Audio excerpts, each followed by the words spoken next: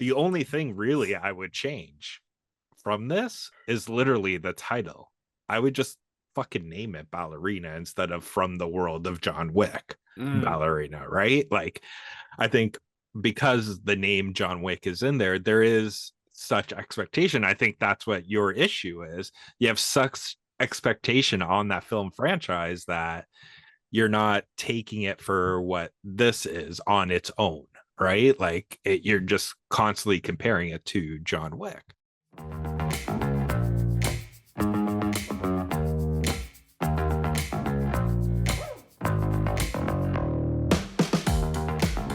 And jump, kick, stab. Because we're talking movies, we're talking Ballerina, starring Ana de Armas, Keanu Reeves, and Ian McShane. Directed by Len Weissman. Chris, he killed my dad. Fight like a girl.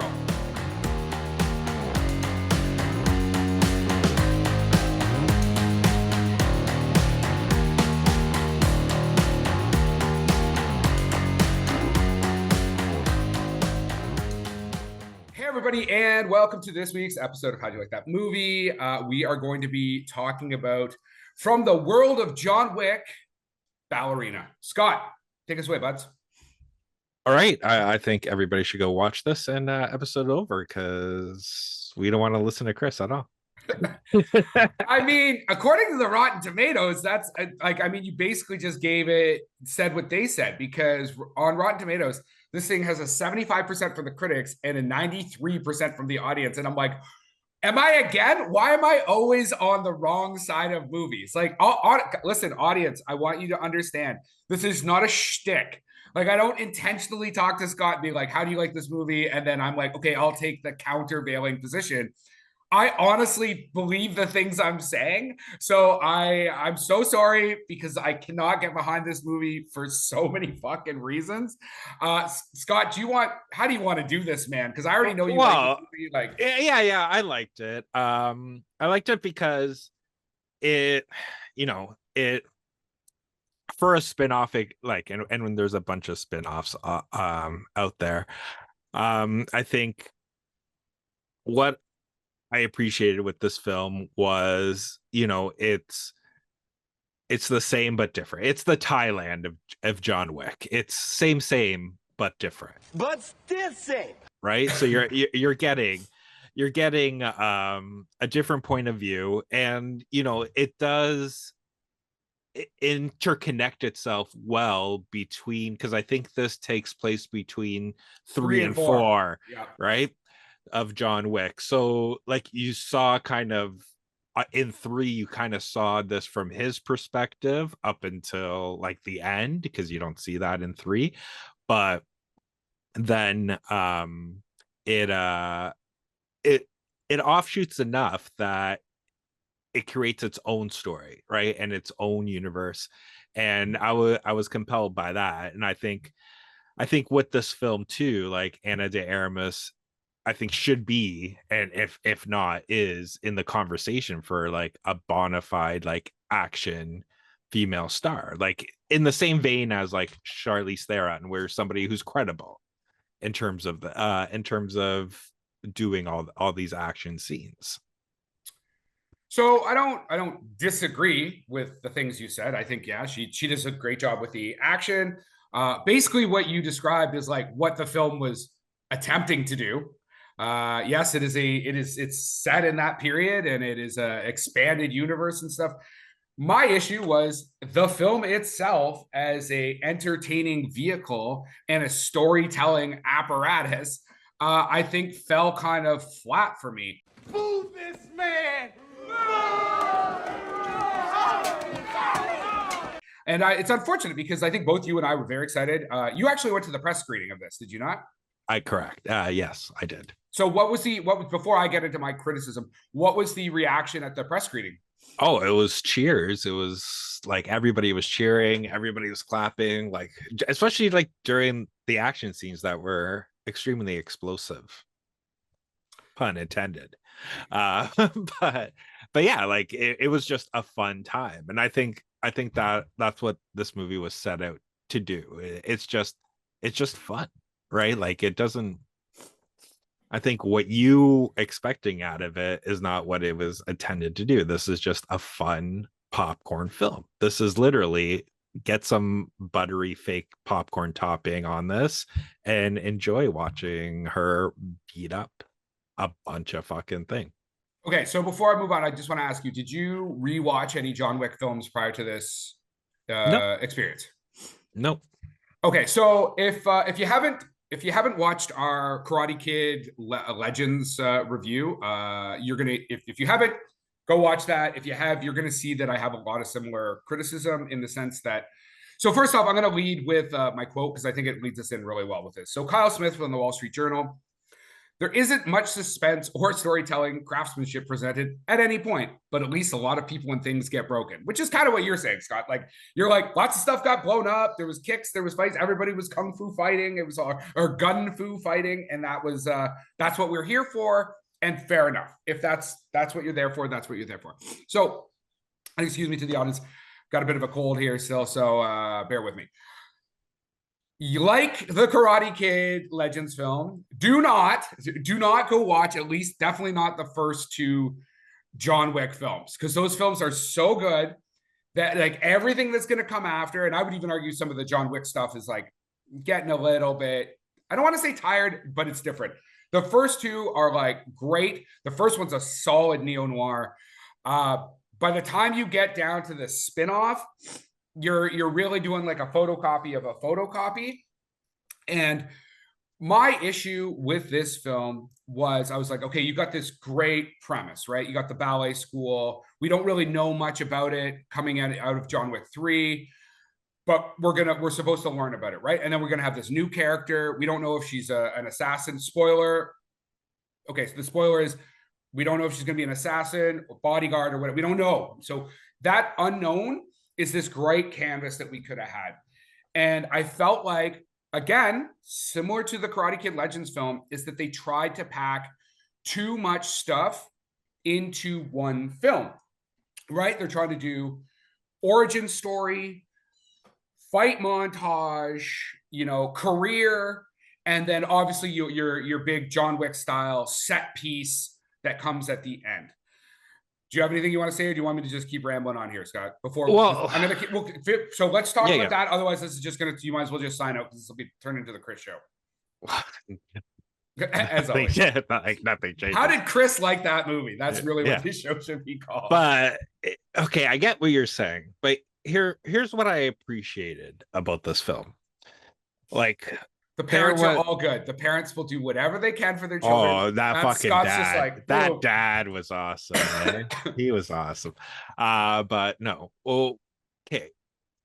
Growing up, especially like late 80s, 90s, we got a lot of female-centric action, like things, right? And majority of it like Red Sonja and that type of stuff, or.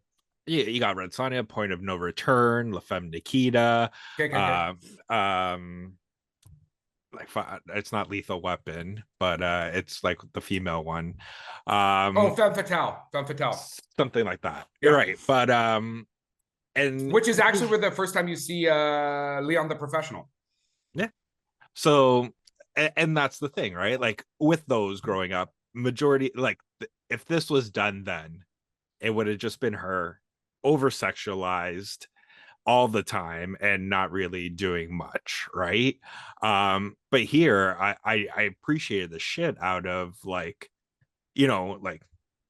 cats out of like Ana de Armas isn't a very attractive woman, right? And they didn't rely on technically her looks for anything. Like she was a badass kind of from the beginning, and it was more like her where she gets to is on her merits, not on her looks, is what I'm trying to say. And this isn't which unlike even Atomic Blonde, like Charisse there are points where she specifically uses her sexuality to try and like navigate East Germany, right? Like right. This Anna is just Anna as Eve is strictly like pro level bodyguard / assassin.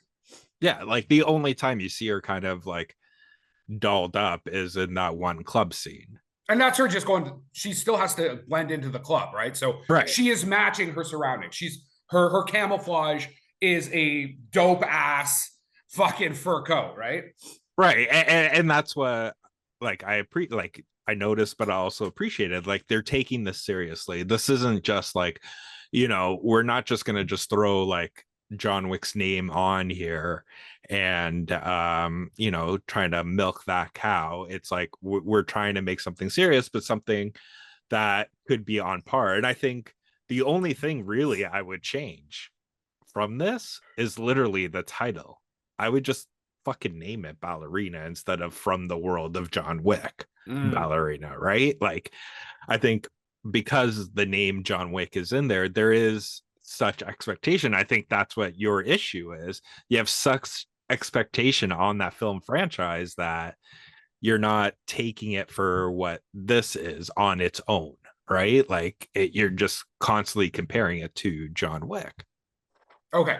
So great. I've heard you. The audience has heard you. Now I'm actually gonna like break this down into sections of like what I didn't like. So as I already pointed out, the film tries to do a bunch of stuff all in a film. And I'm not saying you can't do those, but unfortunately I am gonna have to use I'm gonna use the OG John Wick as an example. So John Wick, we have an origin story as to like why he comes back in, the killing of the dog, all that type of stuff. And I did talk to our colleague Heidi, who gave me some shit because I was complaining about the fact that in this, I felt like that dad scene took too long. And she's like, whoa, whoa, whoa. You say you like John Wick, that leading up to the dog and the wife and all that, that's a big chunk of time. And I was like, fair play. I will give you that position. The advantage that John Wick has is that as soon as they roll in with that car and they're like, yo, where'd you get this car? I don't know, some old man. They're like, oh, fuck, it's John Wick. John Wick has a backstory. He has a life that even though the audience isn't aware of it, the world he exists in, the characters that exist in that world are aware of him. And he has a mythology built in. Ballerina is trying to build a mythology at the same time, but we're watching it happen in real time.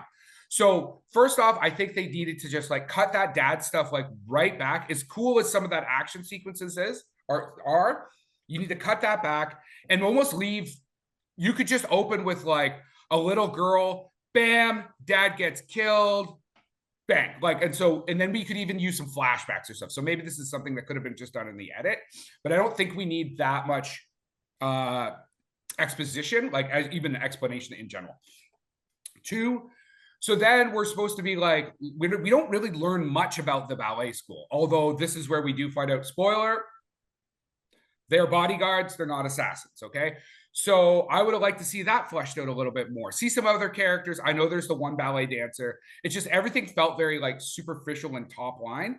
And then sort of like in Kill Bill, where you eventually get to see the bride's training. And then you actually get to go or see her go out on a mission or two. I mean, sometimes they use the comic books team. And I know they did do a mission here, but like we don't see her do enough missions successfully to make us believe that she's as proficient as by the end of that fucking movie. Like there's stuff in this movie where I'm like, for a fucking bodyguard, you have no situational awareness. Like when she gets, what is it, like knocked out when she's with what's his name's character, the dad. Yeah, Norman Reedus. Like I was like, okay, so you're that, but then you also take on an entire village. And again, I'm not trying to say like these movies need to be realistic, but they do need to be realistic for the world they exist in. I felt it just came across very cheesy. It came across very cheesy to me. Okay, but you do see her on a couple missions where she's transitioning from bodyguard to technically assassin, and I think that there's the VIP area one, and then there's the main one with the Taiwanese business owner or whatever. Yeah, but there's also the one that's kind of like you see the chaos in reverse, where it begins with her killing the last person, and then it's her like coming back and down the elevator. Yeah, that's the VIP area one. That's like I thought that one was fucking well done. The other thing too is she's not the Baba Yaga. Like that's like the idea of her being able to do all this fucking carnage. She's not John Wick. That's the advantage that the John Wick mythology that they set up in the very first one is he killed 3 guys with a pencil. The bodies he buried that day laid the foundation of what we are now. Like, we already know that when we see him do this wild shit, it's because he's like a 50 some odd year old pro level assassin. She is not that. Like, her ability to do this stuff is that's not that. I don't know. This is well, I think it's just in terms of the training. Right. Also, like, yeah, totally different training. John Wick is an assassin. He's the guy that they send to kill the boogeyman, right? She's supposed to be a bodyguard. So right, and then she slowly starts building herself up. Like, yeah, but you see it happen anyway. Yeah, I was gonna say, like, okay, like I'll do spoiler as well. So 1, 2, 3. Like, when they have the confrontation of her and Wick, he fucking destroys her. Yes, he destroys her. Like, and he like shows like he could have popped her like 5 multiple times. Yes, right. So she's not at his level. Right. Yeah, but all the other stuff, she takes on like an entire town. Yes, John Wick does help a little bit. He does. Yeah, he does. Like, he helps. I think not just a little bit. I think he helps fucking majority of the shit. Because even when they had, like, once they realize, like, when they're in that fight and it does like the split and you see John Wick, you have like the henchmen going like, it's fucking John Wick. What the fuck are we doing? Yeah, like, I'm not going in there. I'm not going in there. Yeah, right. Like, you see that, you know, he's built it and he's scared, right? Like, and then so I get what you're saying in terms of critique, but I think you saw like I never saw her at the level of John Wick. It was always just she was fucking well trained. And like, not just by her, not by just the oh my god, what are they called? What's the tribe? Oh, Roma, yes. Roma, the Ruska Roma. Ruska Roma, yeah. But also, you know, like, again, spoilers, like, her dad was part of the Ruska Roma, right? Yes. So he had the training too. So you saw from the beginning, like, that training, because he took out a fucking shit ton of assassins. No, I thought he wasn't Ruska Roma. I thought he was Ruska. He was and Ruska. The mom was part of the village. That's right. And that's hold on, interesting sidebar, just because as I look, so Ana de Armas was also in Knock Knock, which was also with Keanu Reeves. But in that situation, like, they were acting very differently after each other. She was in another. This is the third time her and Keanu has been in a movie together. Oh, what's the other one? Perception, I think it's called. Oh, okay. It's like he's a cop investigating his partner's death, and then she's like a side story that kind of like merged together at the end. Oh, by the way, anybody who, you know, didn't see Blonde because it got a bunch of like bad criticism, if you're like really into interesting film, she does a great job in Blonde, and I think it's a film that people should watch. Just pretend it's not Marilyn Monroe. Okay, just we did a whole thing on this. Just pretend it's just called actress, female actress, and then you'll be less upset about the way they portray Marilyn Monroe, because there's some really great filmmaking going on, and she does a really great job in that film. Anyway, I just wanted to sidebar a bit there, give her some props for Blonde, because I thought she did a good job in that. So yeah. So I mean, I'm wondering, and because every time I do this, I'm like, okay, why did this not work for me? I think I've explained like why I feel like the picture didn't work. So I wonder if it's because Shay Hatton, who he did work on John Wick 3 and he did work on John Wick 4, but he worked as part of a writing team on those films. He has the sole writing credit, which means he did the story and he did the screenplay. And I actually just wonder if the script kind of got away from him. I don't know. You probably aren't going to agree with that because you thought the script was fine. No, like there was stuff like in terms of the script that, you know, I think could change, right? Like the reveals kind of like at the end, like with the other like female from the other group, like yes. you can ask Tyler, like the minute they introduced her, I told Tyler, I'm like, this is who this person is, right? Yeah. Like, and he just looked at me, and then the reveal happened, and I'm like, yeah, I'm like, you can tell it was very well choreographed from the beginning, right? So, but I think either than that, like it's a fun film, right? Like I know in terms of, I guess the box office was kind of disappointing, I guess Well, I people mean, were saying. it opened. So, depending on when you're listening to this, like we're recording, I think right after its opening weekend, right? Right. So on as of now, as of the time recording, we've got 50 million against the $90 million budget. So I mean, I don't know what the expectations for the opening was, but 50 million is not awful. I mean, they've got some work to do. So we'll have to see how it does if it's got any legs into the second weekend. Yeah, and that's the thing I think right now, because it is going to be bombarded with openings like every fucking week now. And I think like this weekend coming up, it's probably going to be bombarded with Lilo and Stitch and How'd You Train Your Dragon, right? I think those are going to like take over. But don't you think those are very different audiences? Like people aren't like, hey, little boy, do you want to go see Ballerina or do you want to go see Lilo and Stitch? You know what I mean? Well, if I was like when I was growing up, I had those options. Yeah, but I feel like we don't. It's I was like, do you want to go watch Double Impact or do you want to watch Three Men and a Baby? Right? Or I'll be like fucking both. I'm trying to think if there's anything else. Is there anything else you really want to touch base on? Like I said, I mean, look, I honestly think that it's tough because the action sequences are worthy of a big screen. I think if you're down to see this film and you can kind of slide it into your schedule, go check it out in the theater. Like you're not going to be disappointed you saw it in the theater. I do think now that you've heard what I've had to say, you may kind of pick up on some of the stuff that I'm talking about. But the action is good. Like let's not fuck around. Like well, there's some very good action. I like how you just turned Ballerina into like a person that's sliding into your DMs. Like if you have a second, right? Like come look at me, right? But yeah, like it's well done. I think it honors the story, like it honors the universe.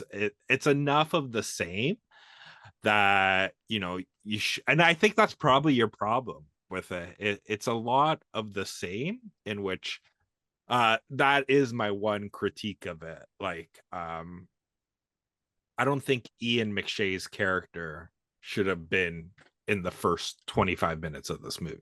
Yeah, they don't need him at all. They actually don't need him at all. Well, when they go to because it's John Wick, you want to go to the Continental, right? Oh, but, sure, yeah. Sure, yes. When like, you go to the Continental, he should be at the Continental, but he doesn't need to be there from the fucking beginning. Yeah, I think that was my one critique, because I'm like, so like, is this Continental manager now like just part of this like group, and he's just trying to advance their things? I thought they were all like neutral if they're a manager. But yes. Oh, actually, and I think that yes, that's actually something else I want to talk about, is that so in the first one, yes, the first one, and obviously at the end of the second one, if you kill someone, if you perform work on Continental property, you're excommunicado. Okay, this is a very serious thing. This is treated very heavily. When John Wick does it at the end of John Wick 2, it's like, what have you done? Right? Like this is by the time we get into this fucking movie, they're just like, oh, put a big enough bounty and fucking now everybody's shooting up inside fucking hotels. I was like, what the fuck, man? Like this is like one of these like codes that never gets broken. Therefore, when it gets broken, it's serious. And by the time it happens in this movie, it's almost not treated with that level of respect. Would you agree?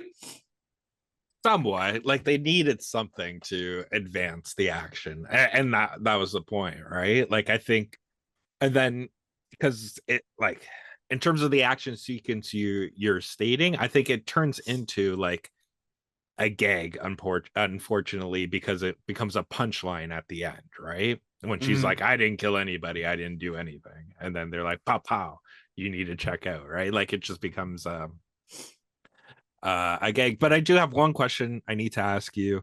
Hold on, before you say that, I want to ask you something about what did you think about the fact that like the Baba Yaga is given right up in the trailer? Like you see him in the trailer. Like I would have loved to sit in this movie and then have Keanu Reeves show up and be like, oh, sick. Like knowing that the Baba Yaga is showing up before I even went into the movie, I was like, I feel like Guys, like just trust that people who like John Wick are gonna go see it. You don't have to fucking guarantee that John Wick's gonna be in the fucking movie. No, I hope I I didn't think make you lose your train of thought though. no. I think in terms of to answer your question, I think he kind of needed it. Because this was like deemed as kind of like it gave enough aura of mystery because it's not really set like in the trailer set that it's a prequel kind of thing, that it happens between 3 and 4, right? Scott, did you know that this was a John Wick movie? Yes, but what I'm saying I is also knew it was a John Wick movie. I didn't need to see John Wick in the trailer to know that. It literally says from the world of John Wick. yeah, but what I'm saying is because of how 4 ended, right? People like, I think it kind of gets enough curiosity in there to see like, oh, is this after 4? And you find out she found him and he's like, oh, alive. I'm not saying you can't have John Wick in the movie. I'm saying you should not have had him in the trailer. No, I think he needed him in the trailer to get more seats because it like, case in point, to compare, like Captain America, the new one that came out, Brave New World, right? You throw like fucking Red Hulk in the trailer, right? Which was like, in my opinion, stupid because the whole movie from the beginning is to lead up to him turning into Red Hulk, which you already knew was going to happen in the trailer. In this, it's more like that it establishes the parallel that this is happening in the same world, but also it gives that kind of aura of mystery is if this is happening after 4 or before 4, because it was never addressed in the trailer or anything like that. Like, you had to go in to the theater to find out that this is like locked into a certain time between 3 and 4. All right. Maybe we'll see. If anybody over at the studio wants to settle this for us, let us know. Actually, or the audience, give us your opinion. What do you think?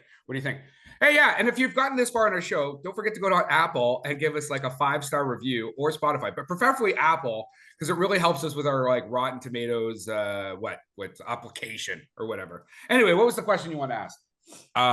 Lance Reddick. Yep. Is his scenes digitally created, or did he actually film that? I couldn't find when I was looking for, it's funny, I was looking for the same thing, and again, the way it's put forward and all the stuff I've read is that he did shoot them and then he died.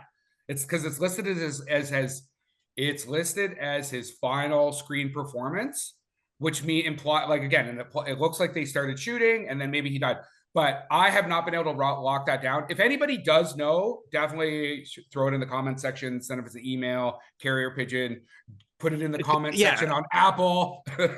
Yeah, because the only reason I'm asking is because like his first scene and interaction with her, to me, seemed like it was digitally created to his first scene with John Wick. Yes, where it's like you're just doing like a deep fake and it's like, hello, insert other person's name, right? So yeah, that was the only reason I'm like, oh, but yeah, because I couldn't figure it out either to see if it was digitally put in or not. But yeah, I'd say again, go watch this. It's a fun time, you know. Who needs Netflix and chill when you can theater and kill? Yeah, there you go. I mean, and if you do like this film, according to producer Erica Lee, the studio has plans to develop a sequel with De Armas returning. Obviously, that is all going to be contingent, I'm assuming, on how much of the monies it makes. So we'll have to see how this plays out over the next couple of weeks. Scott, you got anything else, or should we let the people go watch their movie? And that is our wrap for the day. Please like and subscribe to this podcast. Tell your friends. If you want to get a hold of us, reach us at the www.howdyoulikethatmovie.com.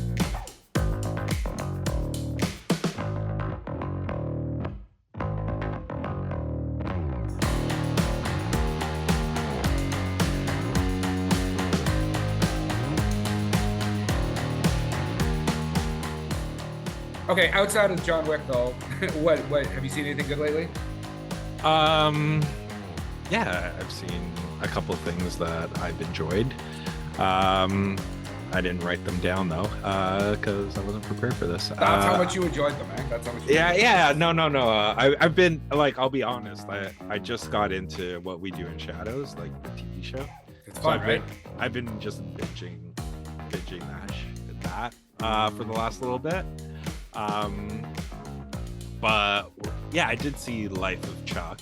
I'll be doing like a review on it on our TikTok, so look out for it for that. But I would definitely recommend watching that movie because it's interesting, and I don't mean like in terms of like the plot or anything. I think just where it is in the zeitgeist and where you are watching this film. I think it will speak to you, whether no matter where you are in life. Like it has like a story to it.